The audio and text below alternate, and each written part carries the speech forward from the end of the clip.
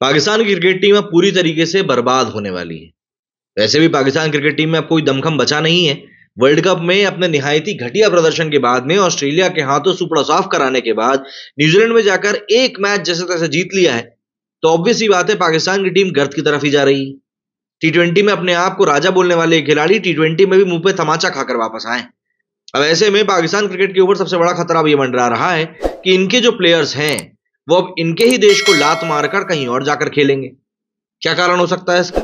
इसका एक बड़ा कारण ये निकलकर सामने आ रहा है कि जो पाकिस्तान के प्लेयर्स हैं वो लीग क्रिकेट में ज्यादा इंटरेस्टेड है, बशर्ते इसके कि उनको देश के लिए खेलना है। और इस चीज का प्राइम एग्जांपल अभी हम लोगों को मोहम्मद आमिर और इमाद वसीम के टाइम से पहले लिए गए रिटायरमेंट के तौर पर भी देखने को मिलता है। कई लोग यहाँ पर ये कह सकते हैं कि यार ऐसे तो फिर बेन स्टोक्स ने भी रिटायरमेंट लेके रखा है, कई सारे खिलाड़ी हैं मतलब कि जो रिटायरमेंट लेते हैं। तो आपको फिर यहाँ पर ये देखना पड़ेगा कि आप अगर बेन स्टोक्स की बात करते हैं तो बेन स्टोक्स ने 50 ओवर के मैचेस को खेलने से मना इसीलिए किया जिससे कि वो टेस्ट मैचेस के ऊपर ध्यान दे सके। लेकिन अगर आप पाकिस्तान के प्लेयर्स की मेंटालिटी की बात करेंगे तो ये लोग टेस्ट मैच खेलना ही नहीं चाहते।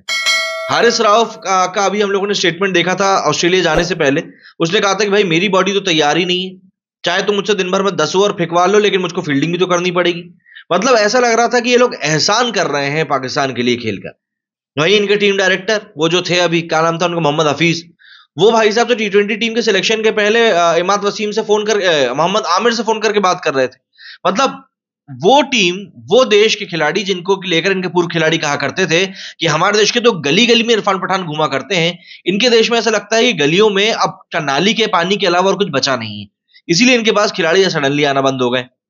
अब हुआ कुछ यूं है कि पाकिस्तान का ज़का अशरफ जो अभी वहां पर चेयरमैन थे, उन्होंने एक नया नियम इंट्रोड्यूस किया कि जो पाकिस्तान के खिलाड़ी हैं वो पीएसएल के अलावा दुनिया भर में हो रही लीगों में से केवल 2 लीग में हिस्सा ले सकते हैं।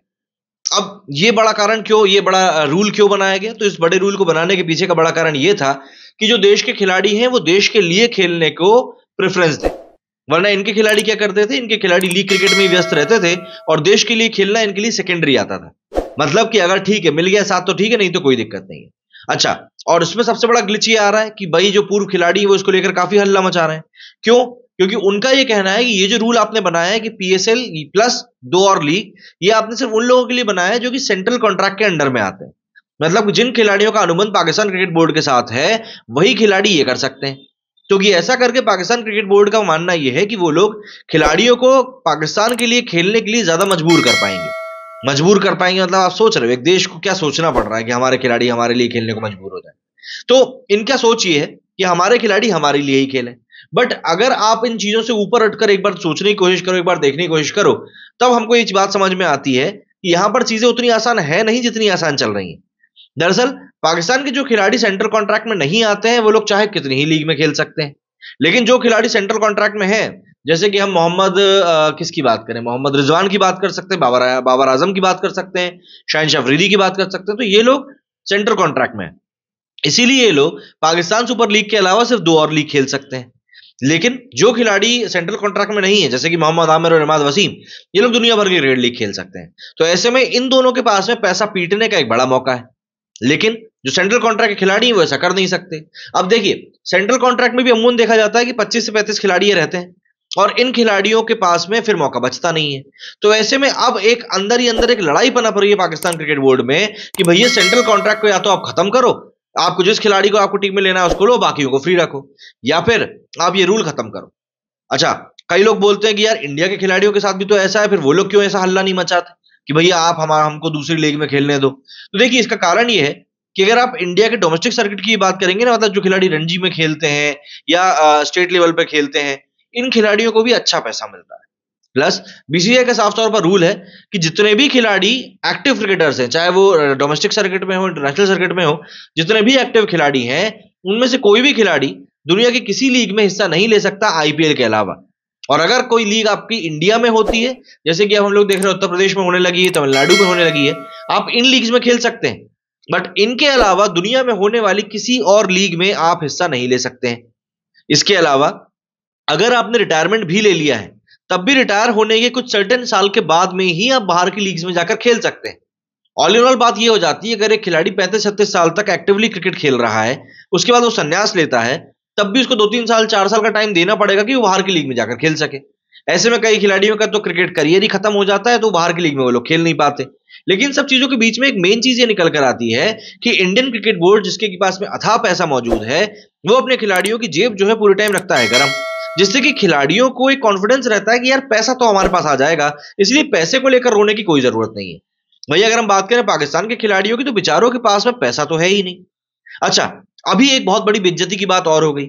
इनका एक खिलाड़ी है, उसका मैं नाम आपको बताता हूं, मोहम्मद हारिस। मोहम्मद हारिस जो है, बड़ी अभी बांग्लादेश प्रीमियर लीग चल रही है, वहां पर खेलने के लिए वो पहुंच गया। वहां पर खेलने पहुंचने के बाद में उसको पता चला कि भाई वो पीएसएल के अलावा 2 लीग्स में ऑलरेडी खेल चुका है। तो ऐसे में मोहम्मद हारिस जो है अब बांग्लादेश प्रीमियर लीग में खेल नहीं सकता। मतलब आप जरा सोचो कि आप किसी मेहमान के घर पहुंच गए हो कि साहब हम आपके यहाँ खाना और दावत का लुत्फ उठाने के लिए आए हैं, और वहां पर मेहमान आपको बताया कि भाई साहब आपका तो आज का खाना हो चुका है, ये खाना आपको नहीं मिलेगा, आप निकल लो वापस। कितनी इंबैरेसमेंट हुई होगी यार, कितनी इंबैरेसमेंट, एक बार आप जरा सोच के देखो। तो ऐसे में मोहम्मद हारिस बांग्लादेश प्रीमियर लीग में खेल नहीं पाया। अच्छा, और ऐसा नहीं है ये सिर्फ पाकिस्तान क्रिकेट में हो रहा है, ये चीज अफगानिस्तान क्रिकेट में भी हो रही है, क्योंकि अफगानिस्तान के जो प्लेयर्स हैं वो भी काफी अच्छे निकल कर आ रहे हैं सामने। यंग प्लेयर्स हैं जो काफी अच्छा खेल रहे हैं। नवीन उल हक को देख लीजिए, मुजीबुर रहमान को देख लीजिए, गुरबाज को देख लीजिए, काफी अच्छे प्लेयर्स वहां से निकल कर आ रहे हैं। तो ऐसे में अभी कुल 3 खिलाड़ियों ने अफगानिस्तान क्रिकेट बोर्ड से भी यही बात कही थी कि आप लोग हम लोगों को सेंट्रल कॉन्ट्रैक्ट से निकाल दो, हम अफगानिस्तान के लिए खेलेंगे, लेकिन हम क्रिकेट लीग खेलने के लिए पूरी आजादी चाहते हैं। लेकिन यहां पर अफगानिस्तान क्रिकेट बोर्ड ने एक फर्म स्टैंड लिया और उन्होंने उनकी सारी एनओसीज जो है वो कैंसिल कर दी। मतलब कि अब आप खेलोगे तो अफगानिस्तान के लिए खेलोगे, वरना आप रहने ही दो अब। तो यहां पर एक चीज क्लियर है कि क्रिकेटर्स के अंदर, प्लेयर्स के अंदर कहीं ना कहीं एक बात इंड्यूस होती जा रही है कि अगर हम बाहर का लीग स्पोर्ट जाकर खेलेंगे तो हमको ज्यादा अच्छा पैसा मिल सकता है, बशर्ते कि हम देश के लिए खेलें। तो इसीलिए चाहे आप बात कर ले पाकिस्तान की, अफगानिस्तान की, बांग्लादेश की, एक हद तक आप कुछ इंग्लैंड के प्लेयर्स की बात कर सकते हैं, साउथ अफ्रीका के प्लेयर्स की बात कर सकते हैं। तो इन खिलाड़ियों में कहीं ना कहीं वो फीलिंग आती जा रही है कि हमको पैसे को ज्यादा तवज्जो देनी होगी। इंग्लैंड में तो फिर भी पैसा अच्छा मिल जाता है, लेकिन साउथ अफ्रीका के साथ तो रिजर्वेशन वाला फैक्टर आ जाता है, जहां पर कि कई खिलाड़ियों को लायक होने के बावजूद भी मौका नहीं मिल पाता। तो ऐसे में आज की तारीख में जब हम देख रहे हैं कि क्रिकेट प्लेइंग नेशंस जो है वो तो लीग करा ही रहे हैं, लेकिन कई सारे ऐसे नेशंस भी जिनके पास में पैसा है वो भी क्रिकेट लीग करा रहे हैं। आप देखेंगे कि मिडिल ईस्ट की कई सारी कंट्रीज में आए दिन कोई ना कोई लीग होती रहती है, कभी लेजेंड लीग हो रही है, कभी आज की इंटरनेशनल लीग हो रही है। तो किसी ना किसी प्रकार की लीग जो है ऐसे देशों में भी चलती रहती है जहां पर कि क्रिकेट उतने अच्छे से खेला भी नहीं जाता। तो ऐसे में इन लोगों के सामने बड़े ऑप्शंस रहते हैं कि हाँ, हम लोग यहां पर जाकर भी क्रिकेट खेल सकते हैं। तो इन ऑप्शंस को आखिर कोई कैसे इग्नोर करेगा, बड़ा सवाल ये हो जाता है। अब इंडियन क्रिकेट बोर्ड जैसा पैसा हर किसी के पास तो है नहीं, तो ऑब्वियस सी बात है इन लोगों को रूल्स एंड रेगुलेशंस लगाने पड़ेंगे।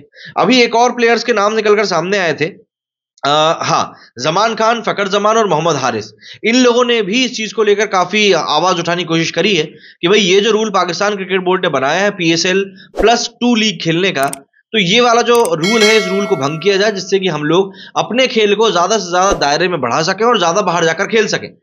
देखिए, पाकिस्तान जिस तरह का देश है, उस देश को देखने के बाद में कोई भी व्यक्ति होगा ना, वो यही चाहेगा कि यार वो पैसे को तवज्जो दे, क्योंकि पाकिस्तान क्रिकेट में देखिए उतना पैसा है नहीं, लेकिन कहीं ना कहीं ये जो पूरे लीग क्रिकेट है, ये कई सारे देशों के क्रिकेट को बर्बाद कर रहे हैं, ये एक बात भी हमको माननी पड़ेगी। और बीसीसीआई के हम लोगों को इसको लेकर तारीफ करनी पड़ेगी कि उन्होंने शुरुआत से ही यहाँ पर ऐसे रूल्स बना के रखे हैं और इतना पैसा अपने क्रिकेटर्स को दिया है कि यहाँ पे इंडियन क्रिकेट को बर्बादी का तो कोई आप सवाब ही नहीं देखेंगे।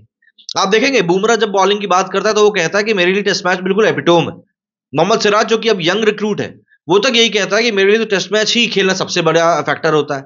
मतलब हमारे यहाँ के बॉलर जो है टेस्ट क्रिकेट खेलने के लिए मर रहे हैं, और वहीं पर पाकिस्तान के जो खिलाड़ी हैं वो भागते हैं टेस्ट क्रिकेट से। क्या कहना है आप लोगों को इस बारे में, कमेंट करके जरूर बताइएगा। मेरे इस वीडियो फिलहाल इतना ही। जय हिंद, जय भारत।